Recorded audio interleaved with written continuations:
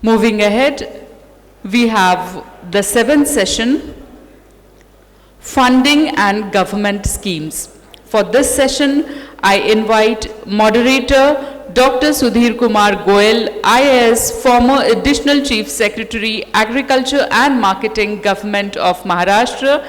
Can we have a very good round of applause for sir?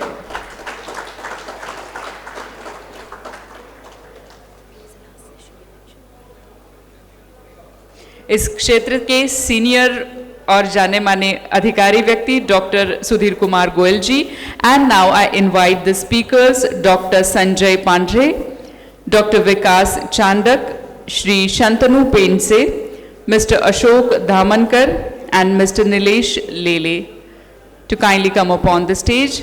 Dr. Sanjay Pandre, Executive Director, Maha FPO Federation, Dr. Vikas Chandak, Business Head, Biologicals, Grow Indigo Private Limited, Shri Shantanu Painse, Chief General Manager, ABU and GSS, State Bank of India, Shri Ashok Dhamankar, CFO, UPL Financial Services, and Shri Nilesh Lele, Partner, Ramp Up Advisory, LLP. This is the last session, seventh session, and now I hand over the session to the moderator, Dr. Sudhir Kumar Goel. Thank you very much. Thank you. So अभी conference का ये दूसरा दिन, last day, और last day का भी last session, और इसके बाद लंच, तो बड़ा मुश्किल हो रहा है कि आपको कैसे रोका जाए, लेकिन फिर भी आप हिम्मत करके रुके हुए हैं, तो मैंने ये सोचा कि हिंदी में बात की जाए तो शायद ज़्यादा देर रुक जाएं।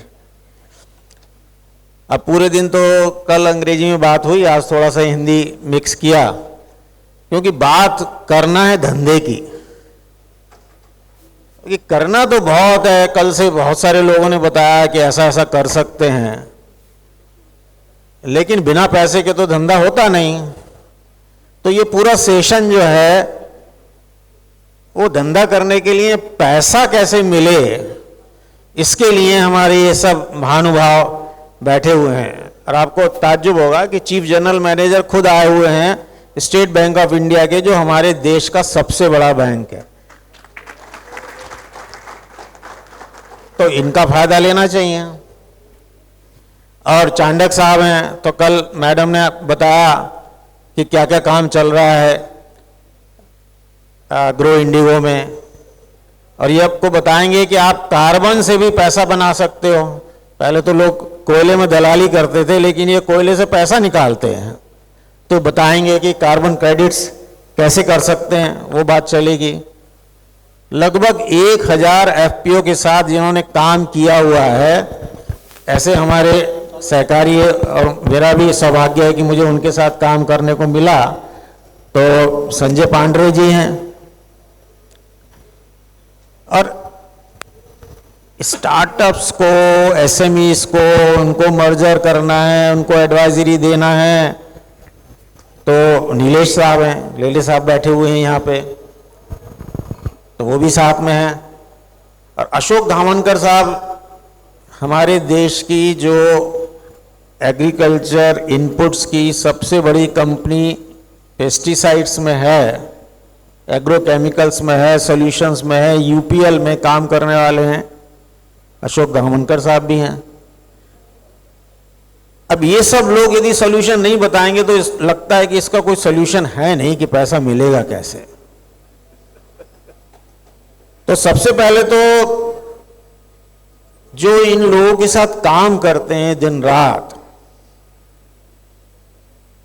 अब पांड्रे साहब क्या काम करते हैं, हमारे पास एफपीओ जो हैं वो सब बेचारे पीछे बैठे, कोई आगे नहीं आके बैठा, क्योंकि अब ये कैसे बात करें, लेकिन आज उनके लिए कुछ लोग बीच में आके बैठे हिम्मत करके। अब ये जिन लोगों के साथ काम करते हैं उनको ट्रेनिंग देते हैं,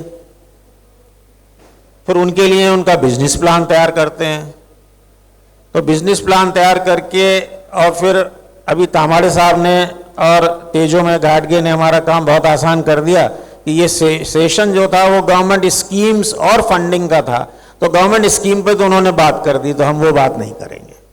उन्होंने सारी स्कीम बता दी, स्मार्ट का भी प्रोजेक्ट है, मैग्नेट का भी है, पीएमएफएमई भी है, उसके अलावा पोखरा भी है, और सब मिला के 10,000 करोड़ के प्रोजेक्ट गवर्नमेंट के पास हैं।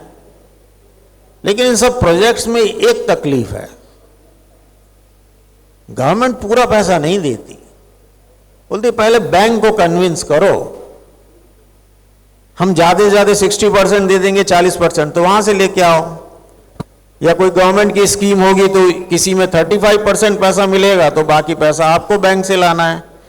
तो संजय, मुझे ये बताओ कि ये जो 1,000 लोगों के साथ आप काम करते हैं, वो जब बैंक के पास जाते हैं या कुछ पैसा उनको चाहिए तो उनको क्या तकलीफें आती हैं, आप मुझे बताइए। और वो तकलीफ का सलूशन ये सेशन खत्म होने से पहले निकलना है। यस संजय बताइए। Yes, thank you sir. हम अभी महाएपीयू की तरफ से अराउंड 1200 एपीसीज के साथ काम कर रहे हैं।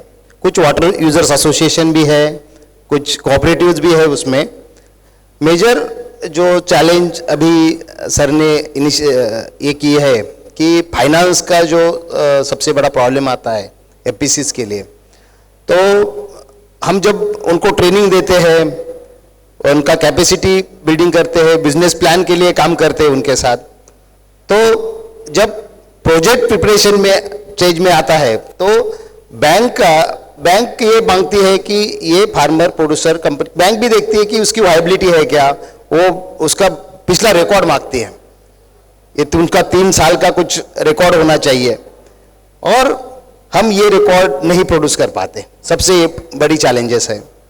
दूसरा एक है कि एपीओज जो कुछ जॉइंट लायबिलिटी उसमें होनी चाहिए। हमें इसमें हमने बहुत बैंक के साथ काम किया, लेकिन हम ये कहना चाहूँगा मैं कि एनबीएफसी ने हमें बहुत अच्छा सपोर्ट किया इस पूरे कैनवास पे। नॉन बैंकिंग फाइनेंस में बहुत सारी कंपनियां आगे आई और उन्होंने कुछ जॉइंट लायबिलिटी का एक फॉर्मेट निकाला कि कंपनी के कुछ चेक लिए और अदर जो डायरेक्टर्स है उनके कुछ चेक लेके उसमें हमें सॉल्यूशन दे दिया। मुझे लगता है कि जो बड़ी बैंक्स है, जो मेजर प्लेयर्स है इस बैंकिंग में काम करने वाले, उन्होंने भी ऐसा कुछ करना चाहिए। हमने 2000 मुझे लगता है नैप किसान के साथ भी काम किया था। नैप किसान ने कुछ कंपनीज को दिया, लेकिन आगे वो प्रोजेक्ट नहीं चला। बहुत सारे एनबीएफसी आए, कुछ दिन तक देते हैं, लेकिन बाद में वर्किंग कैपिटल पोर्ट नहीं देते। मुझे लगता है इंफ्रास्ट्रक्चर जो प्रोजेक्ट है, अभी जो स्मार्ट चल रहा है, सबसे ज़्यादा प्रोजेक्ट स्मार्ट में हो रहे हैं। मुझे लगता है कि अराउंड 500 प्लस प्रोजेक्ट यहाँ ऐसे होंगे कि जिसमें 10 लाख मेट्रिक टन से ज़्यादा एक स्टोरेज स्ट्रक्चर हमारे यहाँ तैयार हो रहे हैं। उसमें काम करने के लिए बहुत बड़े और बड़े मेजर प्लेयर की आवश्यकता है जो उसमें कोलेटरल फंडिंग के लिए काम करे। वहाँ भी हमें बहुत दिक्कत आ रही है आज की तादाद में।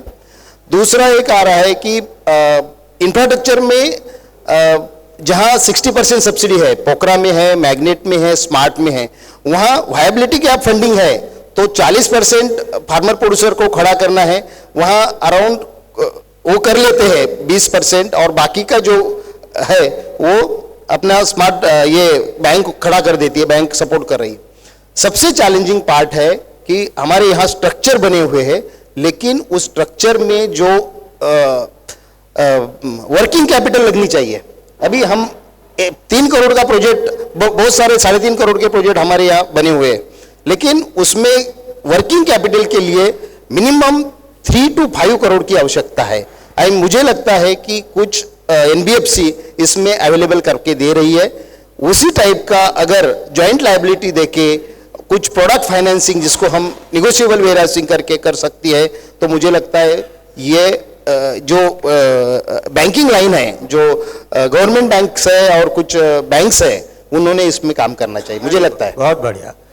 तो अभी संजय जी ने क्या बताया, एनबीएफसी वाले समुन्नति, अवंती थोड़ा सुनते हैं, कभी 5 लाख दे देंगे, फिर 20 लाख दे देंगे, 50 लाख दे देंगे, करते हैं, वर्किंग कैपिटल भी देते हैं। और वेयर हाउसिंग फंडिंग भी है। अब हम सबसे बड़े बैंक के पास जाते हैं। किसानों की तरफ से सुना कि भी क्या तकलीफ आ रही है। आप सबको इन्फॉर्मेशन के लिए बताता हूं कि पेंडसे साहब एक ऐसे ऑफिसर हैं कि जिन्होंने पूरे देश में पहला फंड 100 करोड़ का मंजूर किया एफपीसी के लिए। उसका एमओयू किया महा एफपीसी के साथ, जिसके बेसिस पे आज देश में सबसे ज्यादा प्रोक्योरमेंट करने वाला महाराष्ट्र एफपीओ की तरफ से एक स्टेट है। किस वजह से हुआ? क्योंकि शांतनु साहब थे। अब नहीं रहते तो कैसे होता? तो अभी बड़े बैंक सारे एक से नहीं है। अभी सब जगह एसबीआई का नाम दिख रहा है। शांतनु साहब से सुने हैं कि भाई आपके जैसे और बैंक क्यों नहीं हो रहे, और सारे ही बैंक एसबीआई की तरह से एफपीओसी की तरफ थोड़ा सा सहानुभूति का दृष्टिकोण यदि लें तो कैसे लें? शांतनु सर। एफपीओ के साथ मेरा प्रोग्राम नियोजित है। एफपीओ जो है बेसिकली हमारे देश में पिछले कुछ सालों में प्रमोट किया जा रहा है, सरकार द्वारा भी, नाबार्ड द्वारा भी, बैंक भी सपोर्ट कर रहे हैं। लेकिन कुछ जो मुझे लगता है चैलेंजेस हमको ओवरकम करने होंगे, हमें भी और आपको, या महा एफपीसी हो या उनके प्रमोटर्स हो या एनजीओस हो, ये है कि जब भी बैंक कोई लोन देवे तो बैंक का पैसा नहीं होता, वो डिपॉजिटर्स का पैसा है। तो उसकी कुछ क्रेडिट पॉलिसी के तहत ही हम दे सकते हैं। एनबीएफसी आज के तारीख में बहुत सारा फंडिंग कर रही है, लेकिन उसके साथ दो प्रॉब्लम है। एक तो उतना नहीं दे पाते जितना आपको चाहिए, नंबर 1। दूसरा है कि कॉस्ट ऑफ क्रेडिट क्या है। एनबीएफसी जो भी देंगे, नाम बहुत है, वो हमसे ही पैसा लेकर या हमारे साथ को लेंडिंग करके ही आपको देते हैं। बट जो रेट ऑफ इंटरेस्ट है वो देखने वाली बात है कि, चाहे मैं नाम नहीं लेना चाहता क्योंकि किसी को ऑफेंड नहीं करना चाहता, बट जो एनबीएफसी दे रहे हैं वो 20%, 18% से देते हैं। 3 से 4 महीने का क्रेडिट देते हैं और हर 3-4 महीने के लिमिट पे 1.5% का प्रोसेसिंग फी लेते हैं। और उनके पास कोई शाखा नहीं होती है, कोई ब्रांच नहीं होती ऑपरेट करने के लिए। तो आप टोटल कॉस्ट ऑफ क्रेडिट देख लीजिए। भले ही आपको क्रेडिट तुरंत मिल रहा है, लेकिन अगर 18 या 20% पे क्रेडिट मिल रहा है और पूरा का पूरा मान लीजिए 50 लाख या 10 लाख आप ले रहे हैं और फिर किसी बैंक के करंट अकाउंट में रख रहे हैं और ऑपरेट कर रहे हैं, तो आप अगर कैश क्रेडिट लेते किसी बैंक से, तो आप जितना पैसा आज के दिन में उठाया उतने पर ही ब्याज देते हैं, जबकि ये 20 लाख या 40 लाख या 50 लाख पे पूरा 3 महीने का 18%, 20% दे रहे हैं, प्लस 1.5% प्रोसेसिंग फी दे रहे हैं। स्टेट बैंक ऑफ इंडिया ने मार्च महीने में एक बहुत लचीला प्रोडक्ट लाया है जिसको कहते हैं एग्री एंटरप्राइज लोन। और ये जो 3 साल का सीजनिंग है, मतलब 3 साल एफपीओ को होना चाहिए, वहां से हम सीधा 1 साल तक लिया है।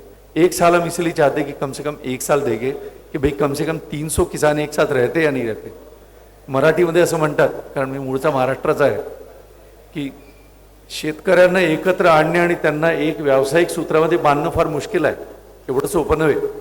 कारण मी या मातीत रादर मी खेड्यातनंच पैदा झालोय, त्याच्यामुळे मला माहिती की 300-500 शेतकऱ्यांना जर एकत्र आणायचं असेल तर एवढं साधं काम नाही।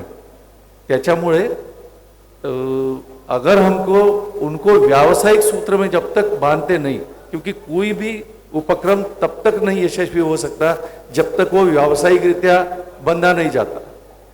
भले ही हम 500 किसान एक साथ आए, लेकिन ये हमारी जिम्मेदारी। और सर मैं आपको भी बताता हूँ कि ये आपके जैसे ऑर्गेनाइजेशन की जिम्मेदारी है, हमारी जिम्मेदारी है कि ये एफपीओ को बहुत बेहतर तरीके से हम आगे लेके जाए, फेल्यूर नहीं करे, नहीं तो विश्वास उठ जाएगा इससे। भले ही आज क्रेडिट गारंटी दे रहे हैं, लेकिन किसानों को जब तक कि कंसेप्ट से कमर्शियल आउटलुक नहीं देंगे, और ज्यादातर एफपीओ में देख रहा हूं, सर 2-4 मिनट मुझे दीजिए, क्योंकि दो राउंड करेंगे कि ज्यादातर एफपीओ अपने देश में इनपुट ट्रेड करते हैं। यहीं आज मैं देख रहा हूं कि बहुत सारे आउटपुट बाउंड एफपीओ है, और देश के जितने सारे एफपीओ है 60, 70, 80% सारे इनपुट ट्रेड करते हैं और इसीलिए चलते नहीं है। जब तक आप 12 महीने का आउटपुट ट्रेड करने की दिशा नहीं देते हैं और व्यावसायिक एक दृष्टिकोण नहीं देते हैं, कोई भी एफपीओ चल नहीं सकता। और जब हमारे पास आता है एफपीओ और हम देखते हैं कि ये 12 महीना का बिजनेस नहीं करते हैं, तब बैंक भी सोचते हैं कि क्या हम आगे जाएं या नहीं जाएं। ये एक है, इसीलिए व्यवसायिक भूमिकता या कमर्शियल अप्रोच ये बहुत जरूरी है। और आज किसानों की स्थिति क्या है, जो एफपीओ एक सोल्यूशन के तौर पे देख रहे हैं, क्योंकि यही प्रश्न मुझे दिया गया है कि आज एमएसपी जो राइस की है वो 2200-2100-2200 रुपए है, लेकिन मार्केट में बिकता है 4200-4300। ऐसे ही कोई भी लीजिए, दाल लीजिए, कॉटन लीजिए, तो किसान जो है सबसे ज्यादा रिस्क लेता है इस पूरे वैल्यू चेन में, लेकिन रिवॉर्ड नहीं पाता है। क्योंकि अभी तांबड़े जी ने एक बहुत बढ़िया प्रेजेंटेशन किया, किसान को जब तक हम सप्लाई चेन का हिस्सा नहीं बनाएंगे, और किसान सप्लाई चेन का हिस्सा तभी बनेगा जब वो संगठित रूप में, कलेक्टिव के रूप में आएगा। तो हम सबकी जिम्मेदारी है कि ये एफपीओ कंसेप्ट को फेल ना करे, रादर इसको सुदृढ़ सशक्त करके आगे बढ़े। तो इसलिए पहले एनबीएफसी इकोसिस्टम के ऐसे प्लेयर है कि जो बहुत लचीले होते हैं, निम्बल फुटेड, और फिर बैंक्स आएंगे। और हमने मार्च में प्रोडक्ट लाया है, मैं बताता हूं कि हम महा एफपीसी के साथ नहीं, पूरे देश में एफपीओ के साथ काम करके जुड़ना चाहते हैं। अभी जो मैंने 3 या 4 जगह किए, एक जगह हमने कम से कम 40 से 45 इन प्रिंसिपल अप्रूवल उस दिन दिए हैं, उस दिन। ज्यादा करके महाराष्ट्र में दीजिए, ये विनंती है। Thank you sir. और थैंक यू, बहुत बढ़िया। तो आपने सुना कि सब कुछ अंधकार में नहीं है, कहीं प्रकाश दिख रहा है। लेकिन ये सब करते हुए बताया कि बिजनेस प्लान अच्छा होना चाहिए। अब बिजनेस प्लान तैयार करने के लिए कौन लोग हैं? अब नीलेश भाई हैं, एडवाइजर हैं। किसको एडवाइज करते हैं? स्टार्टअप्स को करते हैं। किसको करते हैं? एसएमईज को करते हैं। अब वो बताएंगे कि कितने एफपीओ को एडवाइस किया है या उनको कैसे मार्केट से जोड़ा है। अब उनको कोई मर्जर और एक्विजिशन की जरूरत नहीं है, लेकिन कोई ऐसा प्लेटफॉर्म भी क्या हो सकता है जिसमें कि आपके जैसे लोग बैंकों की रिक्वायरमेंट को पूरा करने के लिए एफपीओस को एडवाइस करें at a cost which is affordable. Nilesh भाई। Hello, thank you doctor Goyal. थोड़ा मैं इंग्लिश में ही बोलूँगा, बीच बीच में हिंदी मराठी। हमने पहले 2 स्पीकर्स को भी सुना, they spoke about PMFME and other schemes. On the esteem panel we have bankers who will talk about their schemes and obviously the subsidies. मैं थोड़े से दूसरे options भी available है market में. There are other options that are also available in the market, whether you are an entrepreneur, whether you are an FPO, whether you are a farmer. And I want to highlight that. Some of you must be familiar कि onion prices keep going up and down. Recently tomato prices also had spiked. So Government of India from Ministry of Commerce and with the help of Ministry of Education, they had launched the Grand Onion Challenge. They had launched a hackathon. I was part of the jury and more than 500 ideas were received and 14 of them were actually funded up to the tune of 25 lakh rupees to create a prototype. एक या दो ideas मैं quickly आपको बता देता हूँ। एक था जहाँ पे स्टोरेज एंड देन स्टोरेज में आप मॉइस्चर कंटेंट कैसे ये करोगे। दूसरा एक आइडिया था जहाँ पे जो अनियंस आते हैं तो उसका जो कटिंग होता है वो कैसे करना चाहिए। So what I am trying to say is कि ऐसे ऑप्शंस भी अवेलेबल है। Of course banks and subsidies तो आप सुनोगे ही, but from my experience I also want to highlight कि ऐसे अलग ऑप्शंस भी through government and through grants market में अवेलेबल है। Similarly recently tomato challenge has been launched.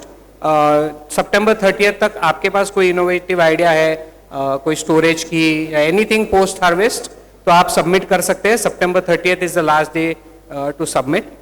Even MSME Ministry has launched different hackathons, and recently again MSME Hackathon 3.0, which was only for women-centric hackathon था, जिसके initial screening हो गए। Again I am part of the final screening process, and वहाँ पे भी women entrepreneurs जो like 14 final ये आए हुए हैं मेरे पास and other jury members. Again, if they are found qualifying, then वहाँ पे भी up to 25 lakh rupees grant आपको मिलेगी. So ऐसे अलग अलग options भी available है in the market and things work. I've been part of this hackathon journey and I've seen funding actually being received by the end innovator.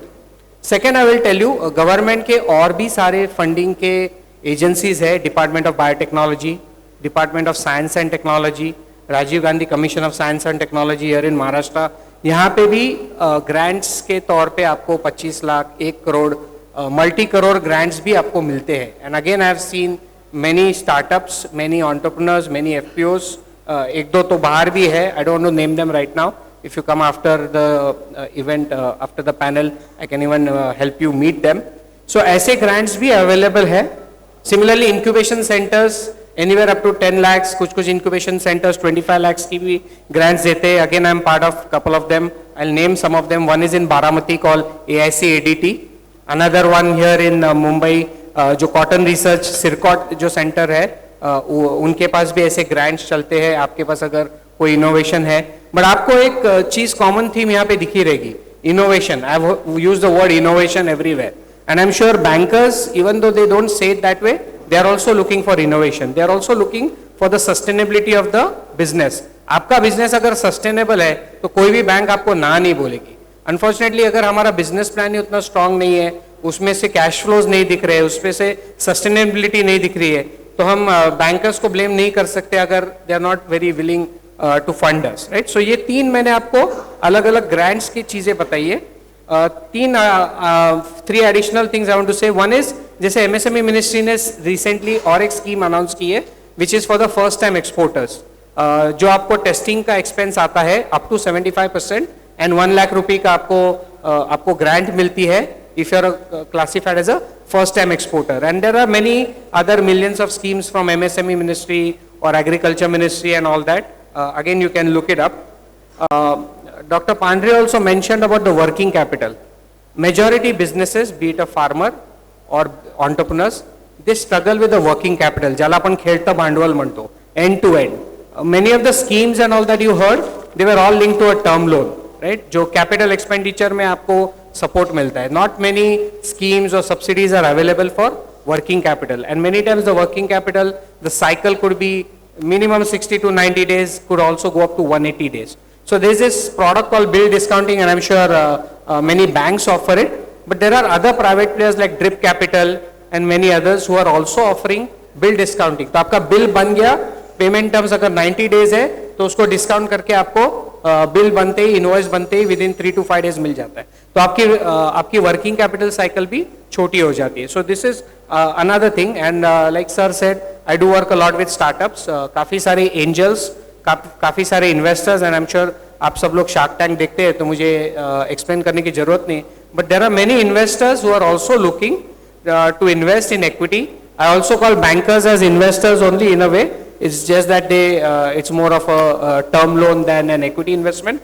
But the bottom line is, if your business plan is strong, if there is visibility of success, if the cash flows are strong, there is enough capital out there in the market, be it banks, be it equity, you call angel, HNI, कुछ भी नाम आप दीजिए, there is enough capital. Please introspect and make sure that you have a strong business plan. And I can also assure you, and on behalf of the banking system also I can assure you that you will get funded. Please first make sure that we are very strong before we actually go asking for any money. Thank you. Great, thank you.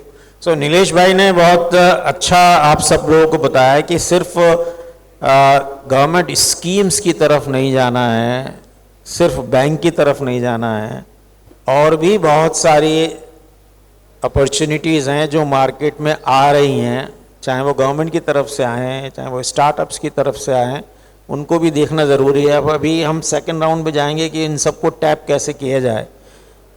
अब मैं विकास भाई के पास जाऊंगा, चांदक साहब और madam ने कल अच्छा प्रेजेंटेशन करके सबको एक्साइट किया कि हम लोग क्या कर रहे हैं. तो यदि कोई सस्टेनेबिलिटी की तरफ जाना चाहता है, क्योंकि आपके पास ऐसे प्रोडक्ट्स हैं और आप नॉर्थ में और काफ़ी जगहों में ऐसा काम कर रहे हैं कि जहां आपका मॉडल है, जहां आप कार्बन क्रेडिट तक जाने वाले हैं, तो यदि कोई एफपीओ, यदि कोई स्टार्टअप, यदि कोई एसएमई, ये हम 3 कंपोनेंट्स की बात कर रहे हैं, सिर्फ एफपीओ की बात नहीं कर रहे, यानी फार्म टू शेल्फ में जहां हम मार्केटिंग की बात करते हैं, ये 3 मेजर वर्टिकल्स हैं। कारपोरेट सेक्टर तो अपनी तरफ से अपना ध्यान रख लेगा, उनके पास केपीएमजी है और उनके पास ई&वाई है, उनके पास काफ़ी कंसल्टेंट्स हैं और फंडिंग है। लेकिन ये जो वीकर सेक्शन है इस पूरी वैल्यू चेन का, चाहे वो एफपीओ हो, एसएचजी हो, या फिर वो एसएमई हो, और या फिर एक्टेक हो, तो चांडक जी मुझे ये बताइए कि आपने जो काम सस्टेनेबिलिटी में किया है वो उन तक और उनके साथ पार्टनरशिप में कर जो कुछ कल बताया मैडम ने कि ये सब हम लोग अचीव कर सकते हैं, उसको प्रैक्टिकली एक पार्टनरशिप मोड में कैसे अचीव कर सकते हैं ग्रो इंडिगो की तरफ से, ये हमारे श्रोतागण को बताइए। So thank you sir. काफ़ी बात मैम ने की थी, मैं आपको प्रैक्टिकल पे ले जाता हूँ, क्योंकि इससे पहले के एक सेशन पहले ये डिस्कशन हुआ था कि कार्बन क्रेडिट क्या रियलिटी है या नहीं। सो लास्ट टाइम जब हमने बॉम्बे चैम्बर्स हुआ था और उमंग जो कार्बन क्रेडिट देखते हैं, उन्होंने बताया था कि ग्रो इंडिगो कुछ 1.25 लाख एकर्स में कार्बन क्रेडिट का प्रोग्राम रन करती है, और आपने सही कहा हरियाणा पंजाब में करती है।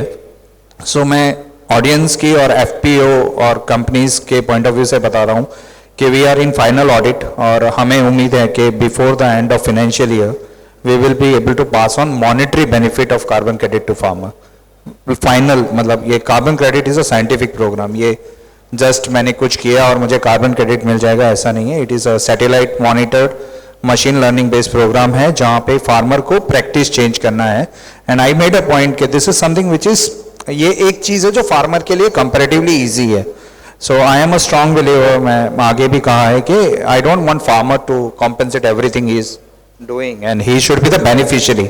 So I am very confident, and जो हमारी फाइंडिंग्स है उसके हिसाब से ही will get good value. Sir ने पूछा कैसे वैल्यू रियलाइजेशन होगा, so we have tie ups with big companies who are committed to the carbon emissions requirement और उन्हें क्रेडिट चाहिए। सो ग्रो इंडिगो क्या करता है, ये जो सर्टिफिकेट है कार्बन क्रेडिट विच जो ऑपोजिट कंपनी को ये राइट देता है कि आप इतना कार्बन एमिट कर सकते हैं क्योंकि आपने ऑफसेट किया है। सो हम लोग 75% of consumer value, 75% of consumer value से कार्बन क्रेडिट अगर $30 या $50 में बिका, so 75% of that goes back to farmer, so which is highest in any agri input value chain, क्योंकि जो मैक्सिमम आज है वो मिल्क में है जहाँ पे 60% 65% of the end consumer value is going to farmers. So we have mandated it, so we have good tie-ups and we are allowing those to farmers, and even sustainable produce की भी ma'am ने बात touch की थी, तो इसका जो output है वो सस्टेनेबल है। So we are tying up with big companies and we encourage big companies to sell it under their own brand. I read Hindustan Lever ने क्लियर कर लिखा था कि उनके स्टेटमेंट में है कि हम हमारे पैकेजिंग पे लिखेंगे कितना CO2 कम किया, कितना वाटर यूसेज कम किया, and government has taken a right step in this direction to add green credits. So non carbon जो फार्मर सस्टेनेबिलिटी के लिए करता है, वाटर रिडक्शन, नाइट्रोजन यूसेज कम करना, that also will encourage farmer to get more revenues out of his practice change. So that is what we are doing as a company. Carbon कक्षा और वो videos हैं which help farmer in easy way to understand कि carbon credit क्या है और कैसे होगा. So we are first company to be commercially displaying the success in 1 lakh acres, and which is a small, not a big Excellent. today. So Chandak साहब ने क्या बताया कि यदि कोई FPO या SME या एग्टेक कंपनी सस्टेनेबल फार्मिंग में जाना चाहे तो उसमें रिटर्न्स हायर मिल सकते हैं। ये एक जो धारणा है कि हो सकता है कि प्रोडक्टिविटी कम हो जाए, इनकम कम हो जाए, ऐसा कुछ नहीं है। कॉस्ट ऑफ प्रोडक्शन कम होगा, रिटर्न्स ज़्यादा मिलेंगे, प्रोडक्ट को मार्केट में प्रीमियम अच्छा मिलेगा और उसके साथ में बोनस मिलेगा कार्बन क्रेडिट का। तो ये भी एक बिजनेस मॉडल है जो कि हमारे एफपीओ सोच सकते हैं। अब हम एक इंडिया की एक सबसे बड़ी एक इनपुट कंपनी की तरफ जाते हैं। और जैसे कि प्रिंसेस साहब ने बताया कि बहुत सारे एफपीओज इनपुट की तरफ जा रहे हैं और इनपुट की तरफ ही जाते हैं, आउटपुट की तरफ कम जा रहे हैं। अभी यहीं महाराष्ट्र का एग्जाम्पल थोड़ा सा बेटर है कंट्री में देखा जाए कि उनका टोटल रेवेन्यू में यदि आप देखें तो आउटपुट का भी कंपोनेंट काफ़ी सब्सटेंशियल है।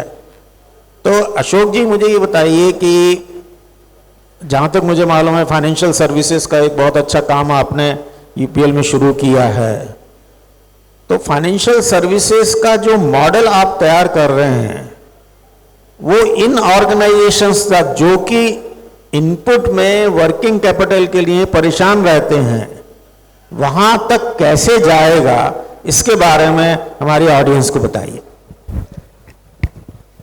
गुड आफ्टरनून सर, तुम्ही अगदी महत्त्वाचा मुद्दा यामध्ये उपस्थित केला आहे की इनपुट कंपनीज ज्या इनपुट खरेदी करणारे शेतकरी आहेत, एफपीओ आहेत, एफपीसीज आहेत किंवा रिटेलर्स आहेत, त्यांच्याकरता इनपुट घेण्यासाठी how do we give a finance, how do we give a access to finance. So in a brief I will tell you, UPL is one of the largest into agri, and UPL doesn't want loan. So why financial services we have started is that to give access to finance to our customers, and our customer, the largest and biggest customer for all of us is the farmer, who is the last mile borrower. We can say borrower because there is a need for finance. So how are we going to do that? So UPL has two types of distribution network. One is distributors, retailers, which is a physical network. Secondly, UPL has started a company which is into digital e-commerce company. So what we are doing there, we have onboarded around 1 lakh retailers who are the input retailers. We call them IRs. Input retailer is sitting in tier 3, tier 4 towns. So input retailer buys on the platform. While he buys on the platform पे buy करता है तो उनको benefit क्या है? Because in between when direct to customer अगर कोई commodity या इनपुट या इंसेक्टिसाइड, हर्बिसाइड जाता है तो in between those distributors, dealers, their margin is not there. So input retailer gets that particular input at a cheaper cost. Secondly, he is selling it to the farmer. Now when he sells to the farmer, his cash flow depends upon repayment given by the farmer to him, and then he pays back to the company. So what we did, we have done two types of distribution of inputs on the digital platform. One, suppose input retailer has his own funding availability of finance, he can directly go there, get the benefit, get the credit, and get that credit norms like 60 days credit or 90 days credit, and get the discount and buy the goods, sell it to the farmers. Secondly, suppose input retailer says मेरे पास अब भी पैसा नहीं है but season है यहाँ पे, I need some finance. So we have some finance companies who are onboarded on the platform. They provide finance. Now as Penche sir said, their cost of finance is very high. I agree with that. Like they call upon, they say 1.5%. 1.5% is nothing but 18%. While if the farmer is given a loan at, let's say, SBI's rate, SBI has that capacity to give at 9%, 10%, of course, but why SBI will not give? Because they have also have to qualify certain criteria for getting the finance. So what we have done, we are also tying up with SBI. You all must have heard that SBI along with Godrej Agrovet have tied up for giving funding to the farmers because they are not asking any collateral. There will be a charge over the cash flow. Like Godrej Agrovet, when buys from the farmer, Godrej Agrovet has to pay to the farmer. Out of that payout, they can pay to SBI. So SBI gets a comfort, and SBI is comfortable for the funding. Similarly, we are also talking to them. And apart from that, one or two other things I would like to bring it, sir. That is, there are some TradeX platforms. You all must be knowing, FPO करता किंवा FPC साठी सुद्धा हे TradeX platforms आहेत, ज्याच्यावर जर तुम्ही register केलं तर ॲज अ MSME तुम्हाला 9%, 10%, साधारणतः सब 10% च्या रेट ऑफ इंटरेस्टनी बिल डिस्काउंटिंग होऊ शकतं. किंवा ॲज लेले sir said, There are some bill discounting platforms, they do discounting, but TradeX is the most viable one. Very good. So Ashok ji ने जो बताया कि यदि as a enterprise, whether it is an FPO or an SME, if you are short of funds, there is a possibility of having a tie-up with the financing institutions in such a manner with the input company that there is a level of comfort for the lender. तो वो दे सकते हैं और उस तरीके से, क्योंकि उनकी क्रेडिट हिस्ट्री उनके पास रहेगी. तो हमारा पहले राउंड में हमने देखा कि क्या क्या सॉल्यूशंस हैं. प्रॉब्लम्स तो बताई संजय जी ने, सॉल्यूशंस बताया हमारे सब महारथी जो यहाँ हैं उन्होंने. अब इसको इम्प्लीमेंट कैसे किया जाए? How do we play the role of an enabler? तो यही एक सवाल है जिसके ऊपर हम लोग एक एक मिनट बोलेंगे, क्योंकि सबको इस समय ये देख रहे हैं कि ये गोयल साहब कब बोलना बंद करें और ये कॉन्फ्रेंस खत्म हो और हम सब लोग अभी सबको भूख लग रही है. तो अभी संजय जी आपसे शुरुआत करेंगे कि ये इसको एनेबल करने के लिए, फैसिलिटेट करने के लिए as an individual, as a MyFPC मैं क्या कर सकता हूं. और वही सवाल फिर चांडक जी बताएंगे, CGM साहब बताएंगे, अशोक जी बताएंगे और लास्ट में नीलेश जी बताएंगे. तो आपसे शुरुआत करते हैं. मैं बीच में अब कुछ नहीं बोलूंगा. मी मराठीतून बोलतो. शेतकरी उत्पादक कंपन्या ह्या खतं, औषधं, बियाणं आणि मशिनरी ह्या सुविधा चांगल्या पद्धतीने शेतकऱ्यांपर्यंत पोहोचवण्यासाठी तयार झालेल्या आहे. पहिलं फंक्शन त्यांचं होतं. आज ह्या कॅनव्हासवर सरांनी जसं इनपुट्सबद्दल सांगितलं, त्यांनी तो ॲक्सेस ऑफ फायनान्सचा मुद्दा चांगला घेतला. परंतु त्यामध्ये सगळ्यात चॅलेंजिंग पार्ट काय आहे की ज्यावेळेस शेतकरी उत्पादक त्यामध्ये काम करत असतो त्यावेळेस आपल्याकडं soil test based nutrition management नाही आहे. तो फार महत्त्वाचा मुद्दा आहे. त्याचबरोबर जे मोलिक्युल्स आपल्याकडे वापरले जातात, जे वेगवेगळ्या कंपन्या, त्याच्यामध्ये खूप अवेअरनेस करण्याची गरज आहे. मला वाटतं कृषी विभाग किंवा बाकीच्या बरेच लोक त्याच्यामध्ये काम करतात, कंपन्याही काम करतात, पण याचं प्रॉपर ट्रेनिंग शेतकऱ्यांपर्यंत जात नाही. मला वाटतं फायनान्स बरोबर कंपन्यांनी त्याच्यावर सुद्धा खूप मोठा जोर देणं गरजेचं आहे. दुसरा जो मुद्दा आहे याच्यामध्ये की मशिनरीचा वापर आपल्याकडे आहेत, परंतु त्याचबरोबर त्याचा प्रॉपर युटिलायझेशन होत नाही. त्याच्या संदर्भात सुद्धा अवेअरनेस करण्यासाठीचं एक प्लॅटफॉर्म असणं गरजेचं आहे.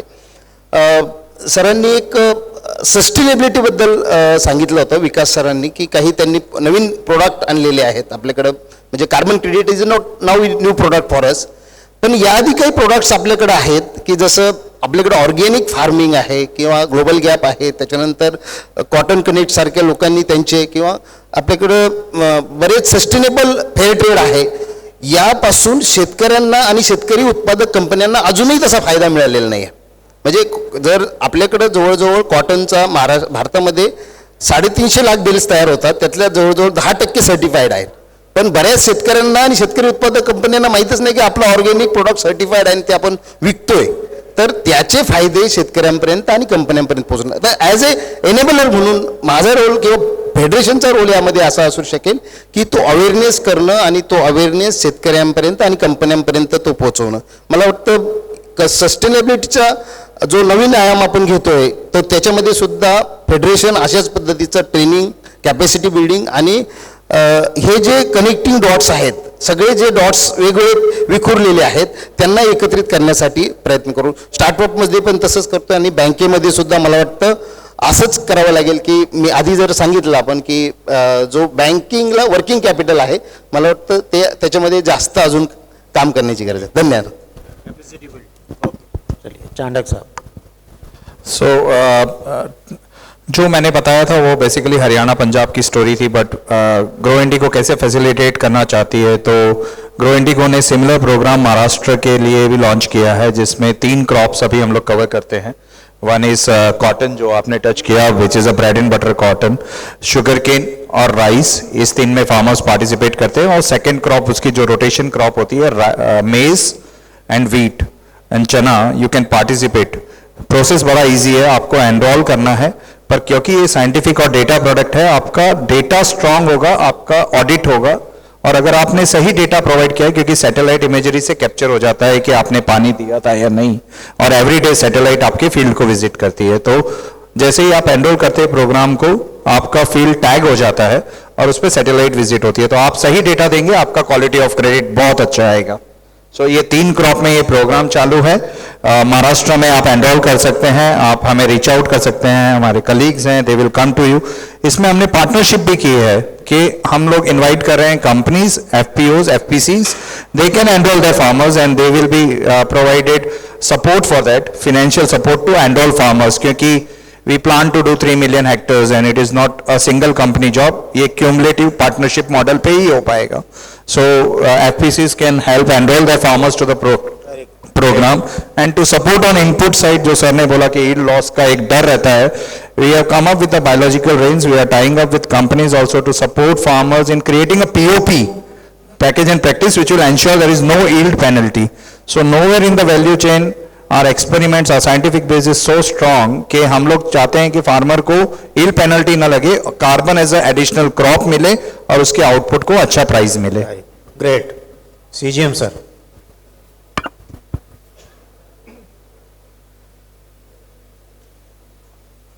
असं आहे की मुळामध्ये शेतकरी जोपर्यंत प्रोसेसिंगमध्ये येत नाही आणि त्या सप्लाय चेनमध्ये येत नाही, मी मागे बोललो तिथनंच पुढे सुरू करीन, सगळ्या मिनिस्ट्रीनी इतके उत्कृष्ट प्रोग्राम दिलेले आहेत सध्या की कच्चा माल विकणे हे प्रॉफिटेबल कधीच नाही आहे, त्या कच्च्या मालाचा प्रोसेस्ड माल विकण्यामध्येच खरा प्रॉफिट आहे आणि शेतकरी जोपर्यंत त्यात येत नाही तोपर्यंत समृद्ध होणार नाही।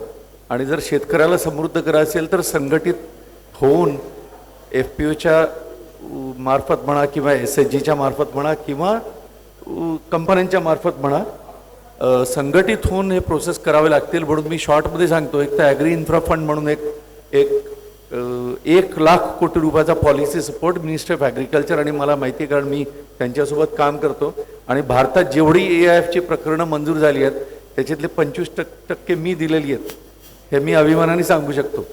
त्याच्यामुळे देशात एक क्रांती होते। ॲग्री इन्फ्रा फंड हे एक प्रेझेंटेशनमध्ये पण आलं होतं, 9% त्याचा व्याजदर आहे, कॅपिंग आहे। बऱ्याचशा बँका, प्रायव्हेट बँका त्यात येत नाहीत कारण 9%चं कॅपिंग आहे आणि आम्ही सगळ्यात जास्ती करतो, आणि त्यामध्ये 3% सबवेंशन आहे, म्हणजे net cost to either FPO और प्रोसेसर इज 6%। 6%मध्ये KCC सुद्धा मिळत नाही आपल्या देशामध्ये तसं पाहिलं तर। पण आपल्याकडे दुर्दैवाने शेतकऱ्यांना संघटित होता येत नाही आणि ॲग्री इन्फ्रा फंडमध्ये भाग घेत नाहीत आपली लोक, म्हणून मध्य प्रदेश हे राज्य आहे हे सगळ्यात जास्ती एफपीओ AIF मधनं मध्य प्रदेशने केलेले आहे। माझी अशी विनंती आहे की आपण सगळ्यांनी हे केलं पाहिजे। दुसरं AHIDF नावाचा animal husbandry infrastructure development fund, हा एक मोठा पॉलिसी सपोर्ट आहे सरकारने दिलेला, आमची बँक सुद्धा त्यामध्ये नंबर 1 आहे। PMFMEचं प्रेझेंटेशन पाहिलं, PMFME मध्ये देशात जेवढी सँक्शन होतात त्यातली 24 ते 25% बँकेने केलेली आहे आमच्या, आणि ह्या एवढ्या उत्कृष्ट योजना आहेत ना की ज्या कधीच इतिहासात अशा प्रकारे राबवल्या गेल्या नाही। जनसमर्थ नावाचं एक प्लॅटफॉर्म आहे आपल्या देशात, कुणाला एजंटची गरज नाही, तुम्ही लॉग इन करू शकता जनसमर्थमध्ये, आणि जनसमर्थमध्ये जेव्हा तुम्ही बँक सुद्धा चूज करता तेव्हा तो complete end to end platform आहे। 2017-18 मध्ये PSB लोन इन 59 मिनिट्स नावाची एक वेबसाईट लॉन्च झाली, त्याचंच पुढे आता रूपांतर 12 बँकांनी एक संघटन बनवून OPL नावाच्या कंपनीच्या थ्रू जनसमर्थ प्लॅटफॉर्म हे भारत सरकारचं आहे, याला मी डेमोक्रेटायझेशन ऑफ क्रेडिट म्हणतो। त्यामुळे सगळे मध्यस्थ निघून जाणार काही दिवसात, कम्प्लिटली डिसरप्टेड होणार आहे मार्केट, आणि जेवढे काही NBFC असो किंवा इतर हाय कॉस्ट आहेत हे पुढच्या 3 वर्षात डिसरप्ट होऊन जाणार आहेत। RBI इनोव्हेशन हब सुद्धा एक मोठा प्लॅटफॉर्म घेऊन येतोय, which is called platform of platform. हे दोन्ही प्लॅटफॉर्म एवढे बलाढ्य असणार आहेत की शेतकरी असो किंवा FPO असो किंवा कुठलंही त्यांचं कलेक्टिव्ह असो, ते थेट बँकांशी जोडून त्यांची कॉस्ट ऑफ क्रेडिट 10, 9.5, 10, 11.5 ही ज्याप्रमाणे मार्केट मूव्ह होईल तेवढी लोएस्ट होणार आहे, याच्याबद्दल खात्री बाळगता। आम्ही म्हणजे सध्याच KCC हे डिजिटल देतोय काही राज्यांमध्ये ज्यांचे डिजिटल लँड रेकॉर्ड्स आहेत, काही अजून बँका आहेत ज्या पायलट बेसिसवर करतात आहेत, आणि मी सांगतो कर्नाटकात आम्ही पायलट बेसिसवर काम केलं, शेतकऱ्यांचं केसीसी 3.5 मिनिटात देतो.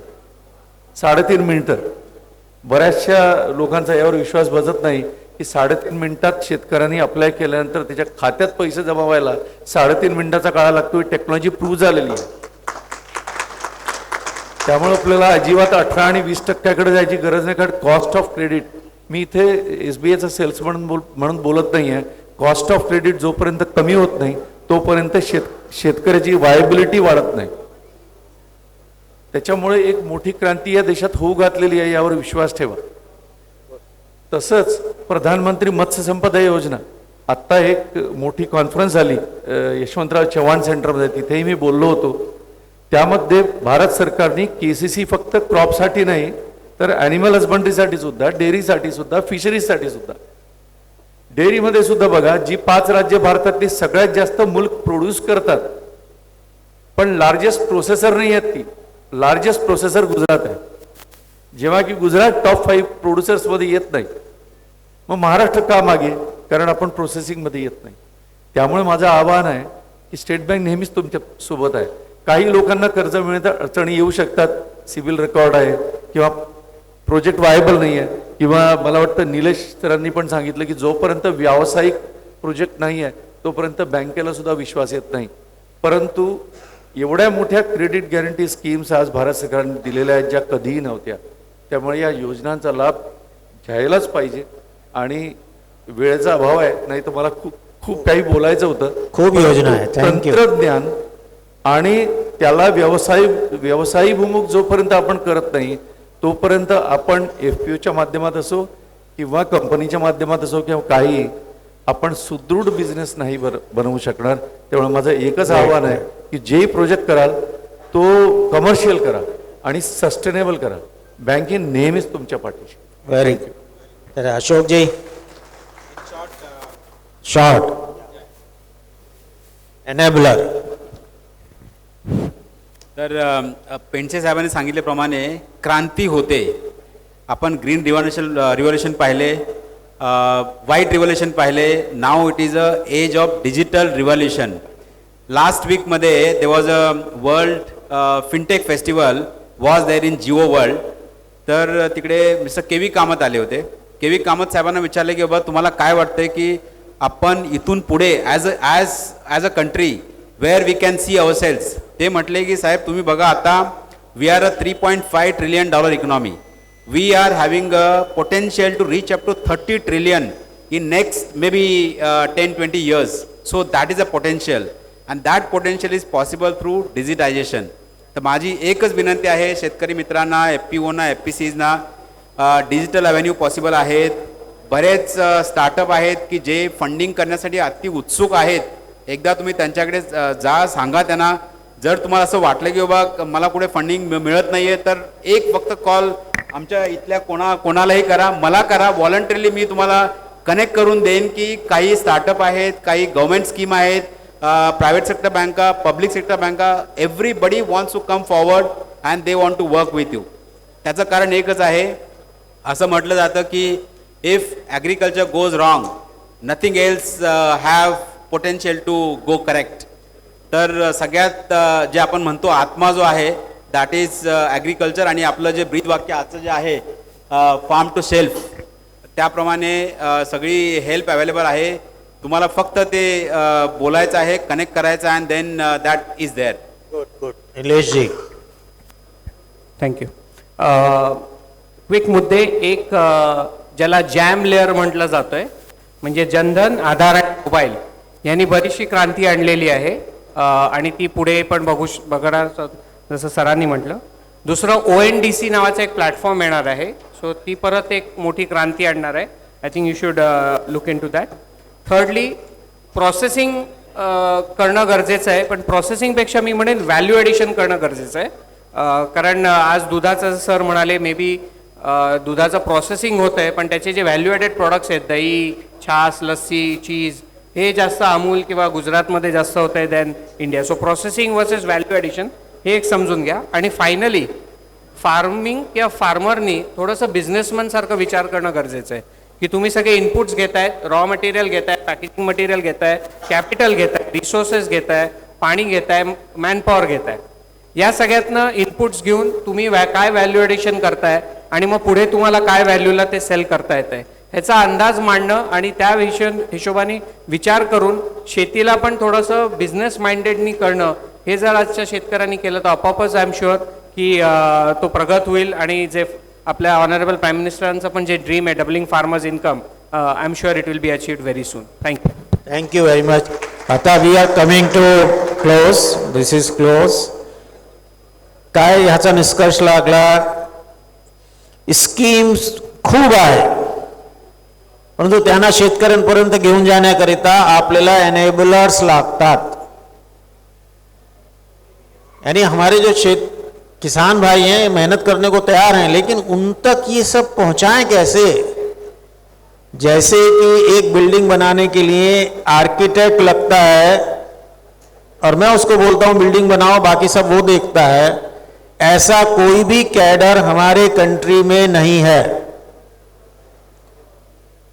एक तरफ गवर्नमेंट की स्कीम है, दूसरी तरफ बैंक हैं, तीसरी तरफ प्राइवेट कंपनीज हैं, चौथी तरफ एनजीओज हैं, सभी कुछ है. लेकिन यदि मैं आपके पास आऊं तो इन सबको जोड़ के यदि आप मेरी 1000 रुपए की इनकम बढ़ाते हैं तो मैं आपको 100 रुपए देने को तैयार हूं. ये कैडर हमारे देश में नहीं है. मेरी सबसे विनती रहेगी कि जो भी बिजनेस में आना चाहते हैं, एक तो अपना बिजनेस खड़ा करना वो तो कर ही रहे, लेकिन साथ में एक ऐसा प्लेटफॉर्म तैयार करना कि कोई भी फार्मर ग्रुप या कोई भी एफपीओ या कोई भी स्टार्टअप कोई भी मेरे पास आए, वो बोलता है मेरी 1000 रुपए की इनकम बढ़ाओ, 100 रुपए मैं तुमको दूंगा. उसका end to end system, connecting the dots बहुत हैं, क्रिएटर्स ऑफ डॉट्स बहुत हैं. हमारे कंट्री में वर्टिकल्स बहुत हैं, हॉरिजेंटल्स नहीं हैं. तो value chain farm to shelf का जो हॉरिजेंटल है वो हॉरिजेंटल हम सब लोग तैयार करें, और वो जब तैयार करें तो अगली बार बीसीसीआई के प्लेटफॉर्म पे ऐसे 10 केस स्टडीज को हम प्रेजेंट करें. ऐसी मेरी रिक्वेस्ट आप सबको है. आप लोग भोजन की भूख को दबाकर हम सब लोगों की बातों को आपने इतने ध्यान से सुना और बहुत शान से सुना और बीच बीच में तालियां भी बजाएं. इन सब के लिए आप सबका धन्यवाद.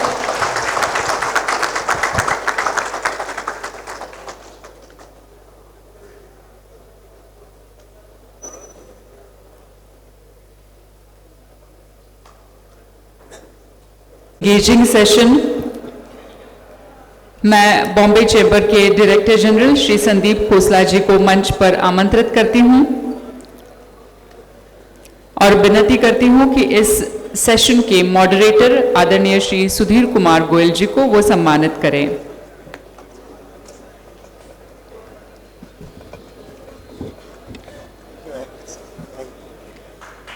Thank you. And I request Goel sir to felicitate the respected speakers, Dr. Sanjay Pandre, Executive Director, Maha FPO Federation, Dr. Vikas Chandak, Business Head, Biologicals, Grow Indigo Private Limited, Shri Shantanu Painse, Chief General Manager, State Bank of India, Mr. Ashok Dhamankar, CFO UPL Financial Services,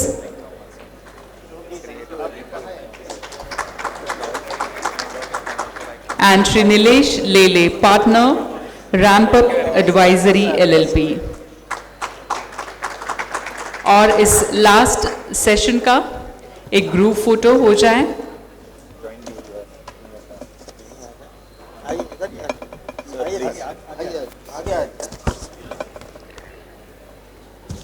इस 2 दिन के एग्रीकॉप conference के समापन की ओर हम बढ़ रहे हैं. कुछ महत्वपूर्ण निवेदन है. कृपया मैं सभी से गुजारिश करूंगी कि बस कुछ 2-3 मिनट आप बैठे रहे, अपना स्थान ग्रहण करते रहें. Thank you very much everyone.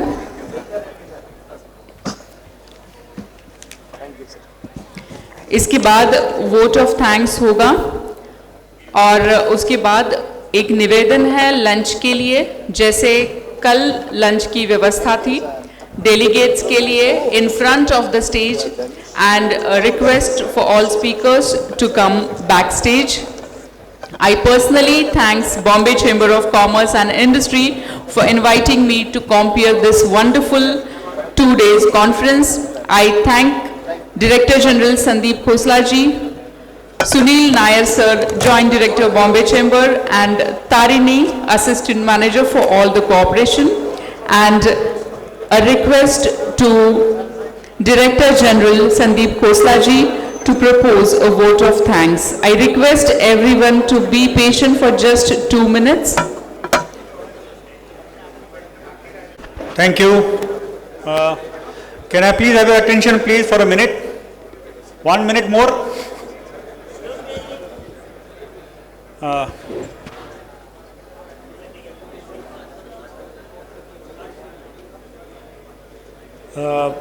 I had some important announcement. So अगर मेरे को 1 मिनट दोगे उसके बाद में you all can speak and have lunch.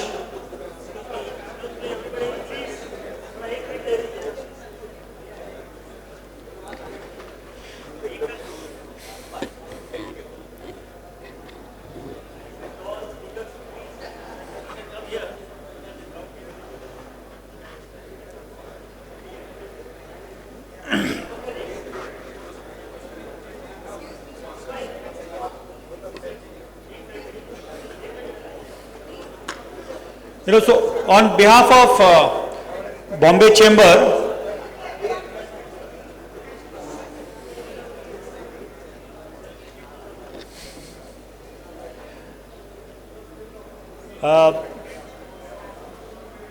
so thank you everyone.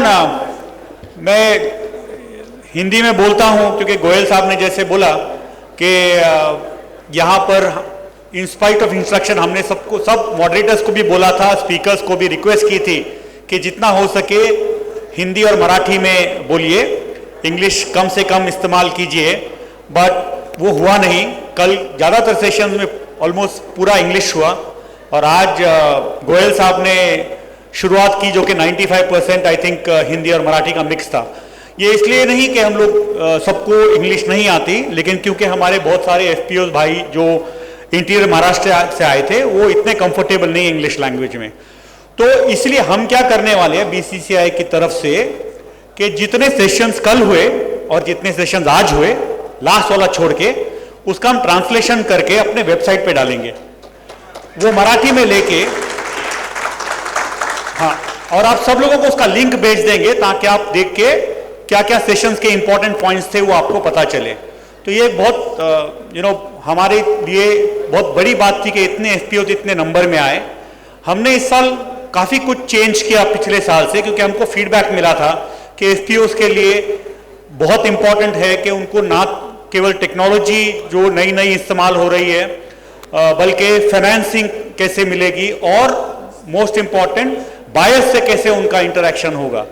तो हमने इस साल 6-7 जो बिगेस्ट बायर थे जो हमारे मेंबर हैं उनको रिक्वेस्ट की, तो हिंदुस्तान लीवर की टीम थी, यहाँ गोदरेज एग्रोवेट की टीम थी, मैरिको की टीम थी, पार्ले एग्रो की टीम थी, ऐसे ही करके 6-7 और ओलेम थे, उनको बुलाया था। तो ये एक शुरुआत में हमने एक इंटरेक्शन किया।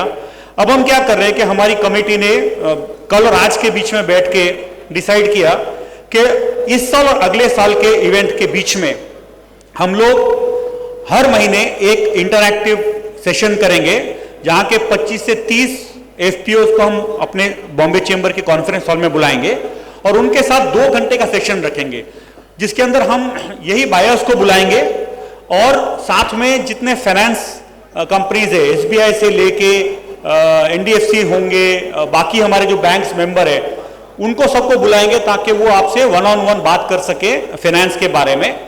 टेक्नोलॉजी कंपनीज बात करें, आपको बताएं कि नए नए टेक्नोलॉजी आप कैसे यूज कर सकते हैं, और मोर इम्पोर्टेंटली जो बॉम्बे चेंबर का सस्टेनेबिलिटी और ईएसजी कंप्लायंट कमेटी है वो आपको बताएंगे कि आप इसके अंदर सस्टेनेबिलिटी कैसे इस्तेमाल कर सकते हैं और फ्री ऑफ कॉस्ट आपको वो कैसे ट्रेन कर सकते हैं।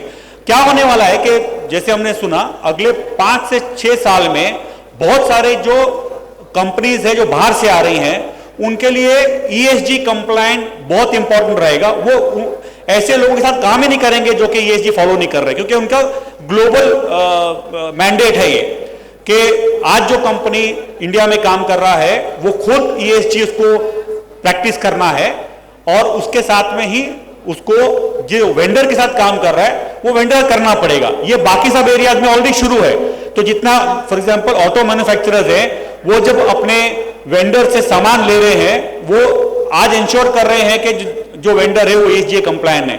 अब ये बॉम्बे चेंबर के पास ऑलरेडी इसकी बहुत सारा नॉलेज है, रिसोर्सेज है, क्योंकि हमारे सारे जितने टॉप मेंबर्स है, महिंद्रा हो या टाटाज हो या हिंदुस्तान लीवर हो, ये सारे ऑलरेडी फॉलो कर रहे हैं। तो हम उनसे रिक्वेस्ट करेंगे कि आपको भी आके बताएं कि आप कैसे ये चीजों में आपको नॉलेज मिल सके। और वो बॉम्बे चेंबर इस साल से अगले साल के कॉन्फ्रेंस के बीच में बहुत काम करने वाले हैं। मैंने उधर मेंबरशिप भी डाला है, जिनको भी मेंबर हमारा बनना हो, बहुत एक छोटी फी है, आप हमारे मेंबर बन सकते हैं। ये जो हम प्रोग्राम हर महीने करने वाले हैं हम आपको इसका भेजेंगे। हमारी तरफ से चेतन और अतुल जो हमारे कमेटी मेंबर है ये ड्राइव करने वाले हैं ताकि FPO से बात करके ज्यादा से ज्यादा लेके आ सके। Before we end and lunch के लिए जाए, I would just like to thank some of the people जिनके वजह से ये प्रोग्राम हुआ है। सबसे पहले तो श्री दशरथ तंबाले और मिस्टर गाडगे जो यहाँ पर आए और उन्होंने अपना 2 दिन कीमती टाइम दिया। धनंजय मुंडे आने वाले थे, लास्ट मिनट उनका फोन आ गया कि due to some immediate pressure वो आ नहीं सके। I would like to thank हमारे मेंटर और गाइड श्री डॉक्टर सुधीर गोयल, जिन्होंने हमको इतना बार बार बोलते रहे कि क्या करना है और उनका पूरे गाइडेंस पे हमने ये प्रोग्राम किया है। Our chairperson Rajan Raje and entire committee, Mridang, Chetan, Chinmay, Atul, mister Chandak and Jayashree, and I'm forgetting some name, Mr. Dhamalkar, all of them बहुत ज़्यादा contribution किया है।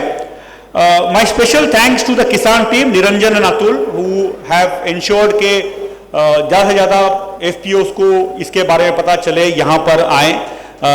To them, to our sponsors जिनके बिना ये हो नहीं सकता था, SBI जिन्होंने के हमको मेन स्पॉन्सर की तरफ से काफ़ी सपोर्ट किया, Rallis India, Celsius, Godrej Agrovet, BASF, नाइकम solutions, NABARD, SatSure, Agri Bazaar and IDBI, ABB माजा जो कि 2 दिन से पूरा कवर कर रहे हैं, इसीलिए हमारे पास में पूरा डेटा होएगा जिसको हम ट्रांसलेट करके भेज सकेंगे।